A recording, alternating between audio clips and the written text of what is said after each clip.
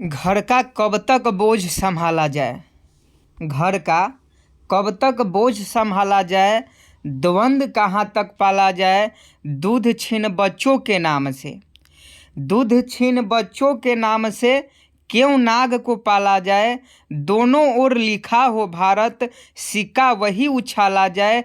तू भी राणा का वंशज है, तू भी राणा का वंशज है, फेंक जहां तक भाला जाए।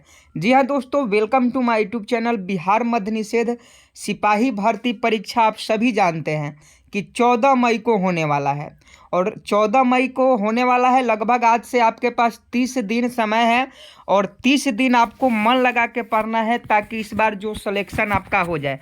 क्योंकि आपने जो 76 पोस्ट में गलती किया है, 365 पोस्ट में गलती किया है, वह अब गलती नहीं करना है और इस बार आपको सिलेक्शन ले लेना है।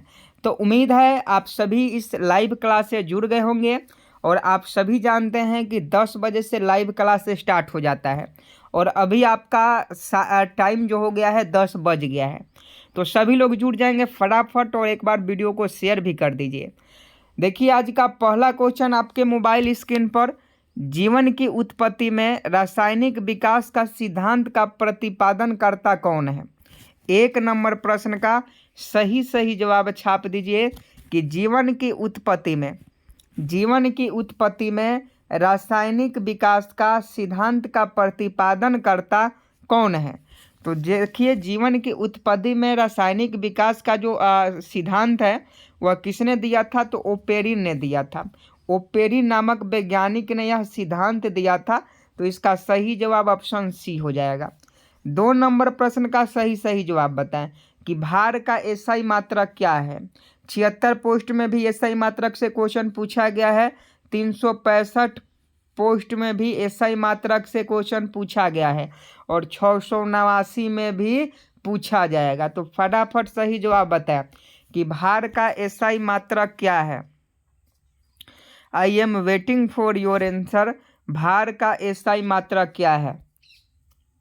2 का अगर आप ऑप्शन है न्यूटन बता रहे हैं तो आपका बिल्कुल राइट आंसर है, भार का एसआई मात्रक न्यूटन है। आगे देखिए 3 नंबर प्रश्न की हड्डी किस प्रकार के उत्तक है।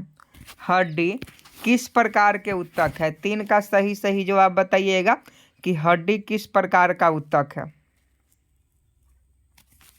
हड्डी किस प्रकार की उत्तक है। तो देखिए 3 का अगर आप ऑप्शन है संयोजी उत्तक बता रहे हैं तो आपका बिल्कुल राइट आंसर है। हमारे शरीर में जितने भी हड्डियां हैं माने अस्थि है वो सभी जो है संयोजी उत्तक है। तो इसका सही जवाब ऑप्शन ए हो जाएगा। ऐसे क्वेश्चन पूछे जाते हैं तो याद रखिएगा कि हड्डी किस प्रकार के उत्तक है, तो संयोजी उत्तक है। नेक्स्ट प्रश्न का सही जवाब बताए 4 नंबर कि पौधे प्रकाश की ओर किस हार्मोन्स के कारण झुक जाते हैं। 4 का सही जवाब बताइएगा। I am waiting for your answer कि पौधे प्रकाश की ओर किस हार्मोन्स के कारण झुक जाते हैं। 4 का सही जवाब बताएं।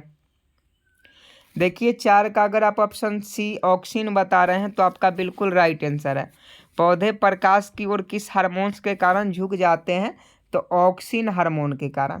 अगर मान लीजिए कि एक पौधा यहाँ है, ये मान लीजिए आपका पौधा है, पौधा जैसा बना लीजिए, मान लीजिए कि किसी चीज़ का पौधा है, समझे कि नहीं। एक पौधा है और सूर्य इधर है, तो सूर्य से प्रकाश अगर पौधे पर इस साइड में पड़ रहा है, इस साइड में, तो ये जो होता है पौधा जो होता है इसी माहे मतलब इसी के साइड से झुका हुआ रहता है।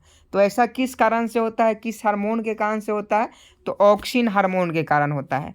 आप अपने आसपास के जितने भी पौधे हैं उसमें भी आप देख सकते हैं कि वो सूर्य के तरफ हल्का मतलब झुका रहेगा। इसका सही जवाब ऑक्सिन हो जाएगा। 5 नंबर का सही जवाब बताएं कि कवक की कोशिका भित्ति किसकी बनी होती है। 5 का सही जवाब बताएं कवक की कोशिका भित्ति किसकी बनी होती है। 5 नंबर प्रश्न का सही जवाब बताएं कि कवक की कोशिका भित्ति किसकी बनी होती है। तो 5 का अगर आप ऑप्शन डी काइटिन बता रहे हैं तो आपका बिल्कुल राइट आंसर है। कवक की कोशिका भित्ति किसकी बनी होती है, तो काइटिन की बनी होती है। तो 5 का अगर आप ऑप्शन डी बता रहे हैं तो आपका बिल्कुल राइट आंसर है। क्वेश्चन अगर पूछे कि कवक की कोशिका भित्ति किसकी बनी होती है, तो कवक की जो कोशिका भित्ति होती है वो काइटिन की बनी होती है। तो 5 का ऑप्शन डी बिल्कुल राइट आंसर हो जाएगा। नेक्स्ट प्रश्न देख लीजिए 6 नंबर कि गुणसूत्र में क्रोमैटिड्स जिस बिंदु पर संलग्न रहता है उसे किस नाम से जाना जाता है। 6 नंबर प्रश्न का सही जवाब बताएं कि गुणसूत्र में क्रोमैटिड्स जिस बिंदु पर संलग्न रहता है उसे किस नाम से जाना जाता है। फटाफट सही जवाब बताएं। 6 का सही जवाब क्या हो जाएगा। 6 का अगर आप सेंट्रोमियर बता रहे हैं तो आपका बिल्कुल राइट आंसर है। गुणसूत्र में क्रोमैटिड्स जिस बिंदु पर संलग्न रहता है उसे सेंट्रोमियर के नाम से जाना जाता है।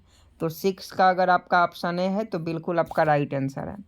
आगे देखिए 7 नंबर की सबसे कठोर प्राकृतिक पदार्थ कौन है।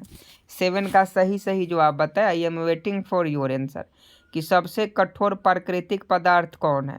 तो सभी लोग जानते हैं हीरा जो है, हीरा सबसे कठोर प्राकृतिक पदार्थ होता है। तो हीरा 7 का ऑप्शन सी आपका बिल्कुल राइट आंसर हो जाएगा। सबसे कठोर प्राकृतिक पदार्थ कौन है, तो हीरा होता है। आगे देखिए 8 नंबर की किस विटामिन की कमी से ब्लड थक्का नहीं जमता है। 8 का सही जवाब बताए। क्वेश्चन पूछा जाता है कि अगर आपके शरीर में कौन सी विटामिन की कमी हो जाती है तो ब्लड का जो स्त्राव है, खून का जो बहाव है वो नहीं रुकता है। तो ये आपका विटामिन के कमी के कारण, अगर आपके शरीर में विटामिन के की कमी है तो ब्लड का थक्का नहीं बन पाता है, खून का स्त्राव नहीं रोक पाता है।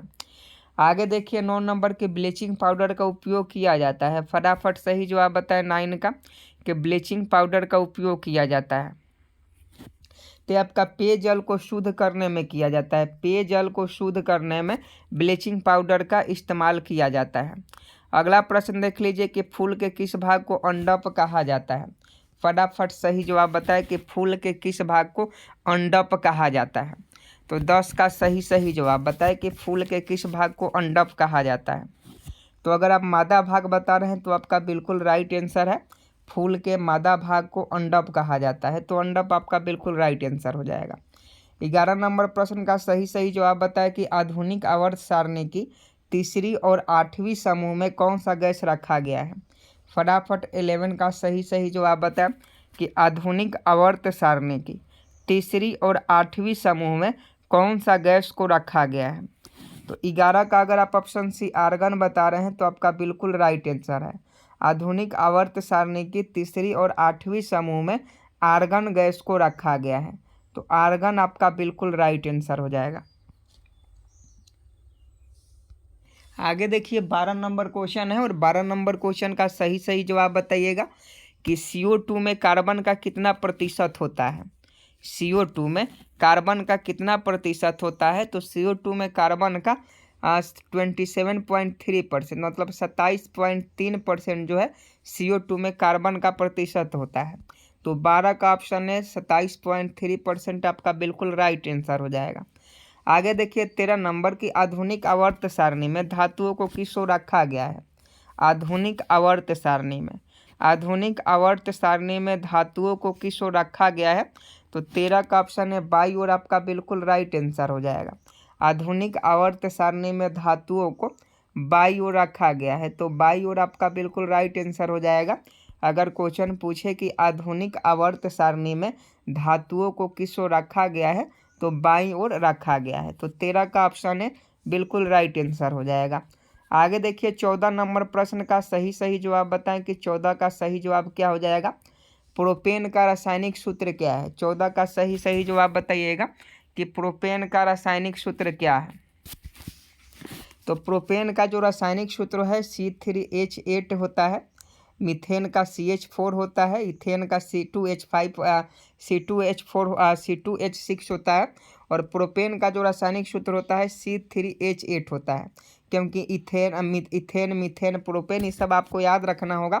तो प्रोपेन का रासायनिक सूत्र C3H8 होता है, याद रखिएगा। चलिए नेक्स्ट प्रश्न का सही जवाब बताएं कि शुष्क सेल में ऊर्जा किस रूप में संग्रह रहती है। फटाफट 15 का सही जवाब बताएं कि शुष्क सेल में ऊर्जा किस रूप में संग्रह रहती है। तो शुष्क सेल में ऊर्जा किस रूप में संग्रह रहती है। तो 15 का सही जवाब बताएं कि 15 का सही जवाब क्या हो जाएगा। तो ये रासायनिक ऊर्जा के रूप में संचित रहती है। शुष्क सेल में ऊर्जा किस रूप में संग्रह रहती है? तो रासायनिक ऊर्जा में संग्रह रहती है।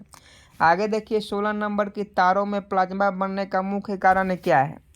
तारों में प्लाज्मा बनने का मुख्य कारण क्या है? फटाफट कमेंट बॉक्स में छाप दीजिए कि तारों में प्लाज्मा बनने का मुख्य कारण क्या है। तो 16 का ऑप्शन सी उच्च ताप हो जाएगा। तारों में प्लाज्मा बनने का मुख्य कारण क्या है? तो उच्च ताप है। तो उच्च ताप आपका बिल्कुल राइट आंसर हो जाएगा। आगे देखिए 17 नंबर की खुले वातावरण में जलती हुई बत्ती का लौह नीली क्यों दिखाई देती है? 17 का सही जवाब बताओ कि खुले वातावरण में जलती हुई बत्ती का लौह नीली क्यों दिखाई देती है? 17 का सही जवाब बताओ। तो 17 का ऑप्शन बी O2 के कारण आपका बिल्कुल राइट आंसर हो जाएगा। खुले वातावरण में जलती हुई बत्ती का लौह नीली क्यों दिखाई देती है? तो O2 के कारण नीली दिखाई देती है। तो 17 का ऑप्शन बी सही जवाब हो जाएगा। आगे देखिए 18 नंबर की हम लोगों के शरीर में भोजन का संग्रह किस रूप में होता है? फटाफट कमेंट बॉक्स में छाप दीजिए 18 का सही जवाब कि हम लोग के शरीर में भोजन का संग्रह किस रूप में होता है? तो ये आपका ग्लाइकोजन के रूप में होता है। हम लोग के शरीर में भोजन का जो संग्रह होता है वो ग्लाइकोजन के रूप में संग्रह होता है। आगे देखिए 19 नंबर की ओडोमीटर का प्रयोग, ओडोमीटर है, ओडोमीटर का प्रयोग किस कार्य के लिए किया जाता है? 19 का सही जवाब छाप दीजिए कि ओडोमीटर का प्रयोग किस कार्य के लिए किया जाता है? तो ये आपका गाड़ियों की दूरी मापने में ओडोमीटर का प्रयोग किया जाता है। आगे देखिए 20 नंबर की वेग में परिवर्तन की दर को क्या कहते हैं? तो वेग में परिवर्तन की दर को हम लोग त्वरण कहते हैं। फिजिक्स में पढ़ना है कि वेग में परिवर्तन की दर को क्या कहते हैं? तो त्वरण कहते हैं। आगे देखिए 21 नंबर प्रश्न की विद्युत प्रवाह का अंतर्राष्ट्रीय मानक इकाई क्या है? ये भी क्वेश्चन शायद मध्य निषेध के एग्जाम में ऑलरेडी पूछा गया है, तो याद रखिएगा। अगर क्वेश्चन ऐसा रहे कि विद्युत प्रवाह की अंतर्राष्ट्रीय मानक इकाई क्या है, तो ये आपका एम्पियर होता है। एम्पियर बिल्कुल राइट आंसर हो जाएगा। लाफिंग गैस किसे कहा जाता है? 76 पोस्ट में क्वेश्चन पूछा गया है। बहुत इजी प्रश्न है, लेकिन ये क्वेश्चन ये पूछा गया है कि लाफिंग गैस किसे कहा जाता है? तो लाफिंग गैस N2O को कहा जाता है। N2O को लाफिंग गैस कहा जाता है। तो 22 का ऑप्शन सी N2O आपका बिल्कुल राइट आंसर हो जाएगा। आगे देखिए 23 नंबर के वृषण ग्रंथि से कौन सा हार्मोन उत्सर्जित होता है? फटाफट सही जवाब छाप दीजिए कि 23 का सही जवाब क्या होगा। वृषण ग्रंथि से कौन सा हार्मोन उत्सर्जित होता है? तो इसका सही जवाब टेस्टोस्टेरोन होता है। वृषण ग्रंथि से कौन सा हार्मोन उत्सर्जित रहता है? तो टेस्टोस्टेरोन आपका बिल्कुल राइट आंसर हो जाएगा। आगे देखिए 24 नंबर की सोडियम हाइड्रोजन कार्बोनेट को गर्म करने पर कौन सी गैस निकलती है? 24 का सही जवाब बता। सोडियम हाइड्रोजन कार्बोनेट को गर्म करने पर कौन सी गैस निकलती है? तो ये आपका CO2। सोडियम हाइड्रोजन कार्बोनेट को गर्म करने पर कौन सी गैस निकलती है? तो CO2 गैस निकलती है। आगे देखिए 25 नंबर की ऊर्जा को संरक्षित किस प्रकार से किया जा सकता है? तो देखिए ऊर्जा का ना ही विनाश होता है और ना ही जो है इससे संरक्षित किया जाता है, यानी एक रूप से दूसरे रूप में कन्वर्ट किया जाता है। तो 25 का ऑप्शन डी हो जाएगा। ऊर्जा का संरक्षण नहीं हो सकती है। ऊर्जा का ना ही विनाश होता है ना ही संरक्षण होता है, इसका जो है एक रूप से दूसरे रूप में परिवर्तित होता है। तो इसलिए इसका सही जवाब ऑप्शन डी हो जाएगा। ऊर्जा का संरक्षण नहीं हो सकता है। आगे देखिए 26 नंबर की लेड नाइट्रेट को जोरदार ढंग से गर्म करने पर कौन सी गैस निकलती है? लेड नाइट्रेट को जोरदार ढंग से गर्म करने पर कौन सी गैस निकलती है? तो देख लीजिए, अगर लेड नाइट्रेट को हम लोग गर्म करते हैं तो कौन सी गैस निकलती है? तो नाइट्रोजन डाइऑक्साइड निकलती है। नाइट्रोजन डाइऑक्साइड गैस निकलती है। 20 परमाणु संख्या वाला तत्व किसका निर्माण करेगी? आप फटाफट बताइए 27 का सही जवाब कि 20 परमाणु संख्या वाला तत्व किसका निर्माण करेगी? तो 20 परमाणु वाला संख्या किसका होता है? तो ये आपका क्षारीय ऑक्साइड का निर्माण करेगा। 20 परमाणु संख्या वाला तत्व कौन सा है? कमेंट बॉक्स में छाप दीजिए। और 20 परमाणु संख्या वाला तत्व जो है क्षारीय ऑक्साइड का निर्माण करेगा। आगे देखिए 28 नंबर की यदि किसी विलयन से नीला लिटमस लाल रंग में परिवर्तित हो जाता है तो उसका pH मान कितना होगा? यदि किसी विलयन से नीला लिटमस लाल रंग में परिवर्तित हो जाता है तो उसका पीएच मान कितना होगा? तो उसका पीएच मान 6 होगा। 6 बिल्कुल राइट आंसर है, क्योंकि वह अम्लीय होगा ना, और अम्ल का पीएच मान 7 से कम होता है। 29 नंबर क्वेश्चन देख लीजिए कि किसी तने हुए रबर बैंड में कौन सी ऊर्जा होगी? किसी तने हुए रबर बैंड में, तो ये जो ऊर्जा होती है उसमें स्थितिज ऊर्जा संचित रहती है। कोई अगर रबर बैंड है और इसको खींचेंगे हम, तो इसमें कौन सी ऊर्जा रहेगी? संचित ऊर्जा रहेगी। आगे देखिए 30 नंबर के किस वर्ग के पौधे को एम्फीबिया वर्ग पौधा कहा जाता है? 30 का सही जवाब बताएं कि किस वर्ग के पौधे को एम्फीबिया वर्ग पौधा कहा जाता है? तो 30 का ऑप्शन सी ब्रायोफाइटा आपका बिल्कुल राइट आंसर हो जाएगा। किस वर्ग के पौधे को एम्फीबिया वर्ग पौधा कहा जाता है? ब्रायोफाइटा को कहा जाता है। आगे देखिए वायु का निरपेक्ष अपवर्तक सूचकांक कितनी है? 31 का सही जवाब बताएं कि वायु का निरपेक्ष अपवर्तक सूचकांक कितनी है? 31 का सही जवाब बताएं। तो ये आपका 1.003 जो है ये बिल्कुल राइट आंसर हो जाएगा। आगे देखिए 32 नंबर की शरीर में रक्त के अंतर्गत कौन सा भाग पदार्थों का परिवहन करते हैं? शरीर में रक्त के अंतर्गत कौन से भाग पदार्थों का परिवहन करते हैं? तो 32 का ऑप्शन सी प्लाज्मा आपका बिल्कुल राइट आंसर हो जाएगा। प्लाज्मा आपका बिल्कुल करेक्ट हो जाएगा। आगे देखिए 33 नंबर के निम्नलिखित में से कौन सा एक उभयधर्मी है? 33 का सही जवाब बताएं कि निम्नलिखित में से कौन एक उभयधर्मी है? तो ये आपका एल्युमिनियम ऑक्साइड आपका बिल्कुल राइट आंसर हो जाएगा। आगे देखिए निम्न में किसकी परमाणुता त्रिपरमाणविक होती है? 34 का सही जवाब बताएं कि निम्न में किसकी परमाणुता त्रिपरमाणविक होती है? तो ये आपका फास्फोरस का होता है, तो ऑप्शन बी करेक्ट हो जाएगा। अगला प्रश्न देख लीजिए फाइबर किस में पाया जाता है? तो फाइबर आपका किस में पाया जाता है? तो फाइबर जो है शिराओं में पाया जाता है। जर्म सेल में कितने क्रोमोजोम पाए जाते हैं? जर्म सेल में यानी जर्म कोशिकाएं में, तो जर्म सेल में जो होती है 23 क्रोमोजोम पाए जाते हैं। वही सोमैटिक सेल में पूछा जाए तो सोमैटिक सेल में कितना क्रोमोजोम पाए जाते हैं? तो सोमैटिक सेल में जो है वो 23 जोड़े क्रोमोजोम पाए जाते हैं। बल का समीकरण क्या होता है? तो आप सभी जानते हैं कि बल का समीकरण द्रव्यमान गुणे त्वरण होता है। तो 38 का देख लीजिए ऑप्शन है F इक्वल M गुणे A। ये आपका बिल्कुल माने बल बराबर द्रव्यमान गुणे त्वरण, तो ये आपका ऑप्शन है बिल्कुल राइट आंसर हो जाएगा। उम्मीद है आपको यह क्लास आज का अच्छा लगा होगा और आप लोग ऑलरेडी वीडियो को लाइक कर दिए होंगे। देखिए जितने भी बच्चे नए हैं चैनल को सब्सक्राइब कर लीजिएगा ताकि आपको क्लास सही समय से मिल पाए। और यह छोटा सा प्रयास कैसा लगा कमेंट बॉक्स में बताइएगा। जय हिंद जय भारत।